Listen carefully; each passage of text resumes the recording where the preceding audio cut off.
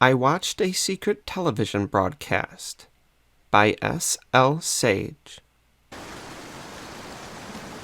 I used to like staying up late.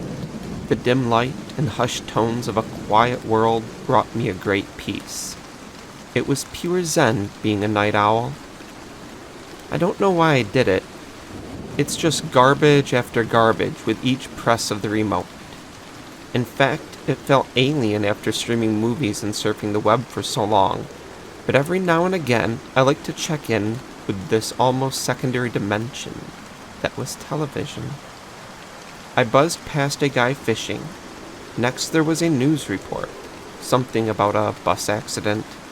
After that there was a sci-fi film, something to do with a guy waking up alone on a ship after 100 years, but there's something else aboard lurking. I go to turn the volume up thinking, why not? I must have been eating too many potato chips earlier, but the remote slipped out of my hand and hit the floor with a heavy bang.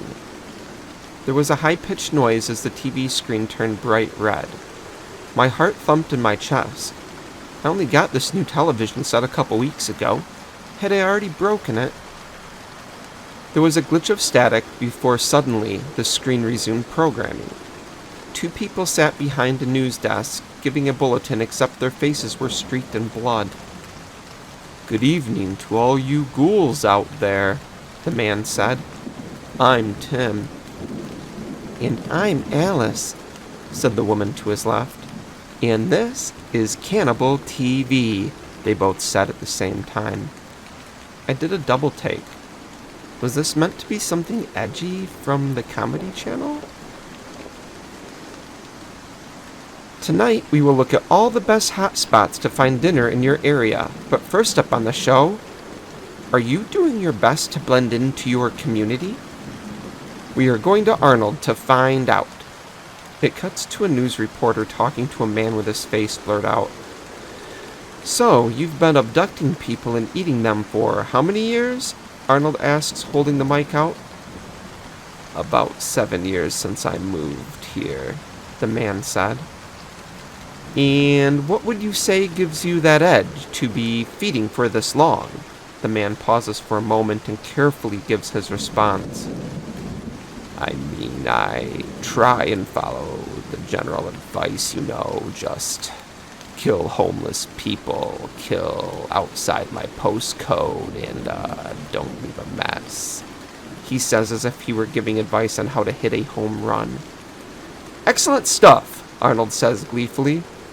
"Who was the last person you ate?" The man looks down, almost guilty.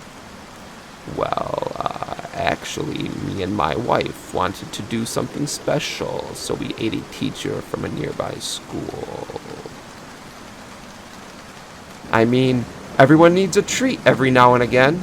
How did you do it?" Arnold asked.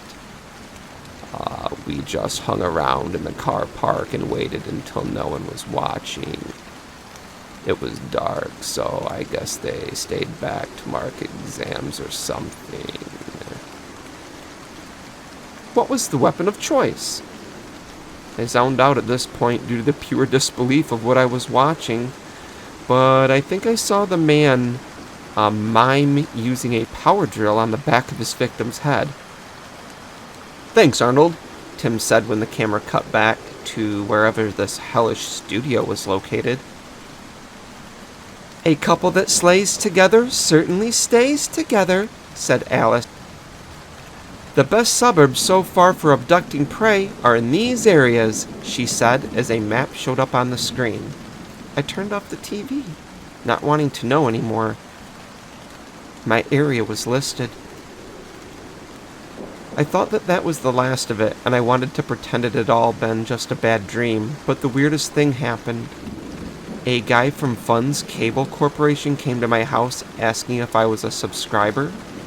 I told him I wasn't, and he looked up at the TV antenna on my roof. He gave me the most evil smile. "I guess this is the wrong address," he said, leaving. My heart did a double take as I saw the van reflected on the window on the side of my house. Snuff. As in snuff films. the black market trade in real-life murder movies. I had somehow tuned into what could only be described as the serial killer channel.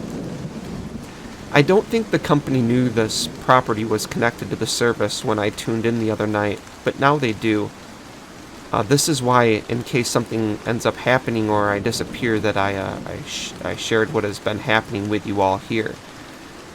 I've been seeing that van hanging around my street the last few days. I think I'm gonna buy a gun.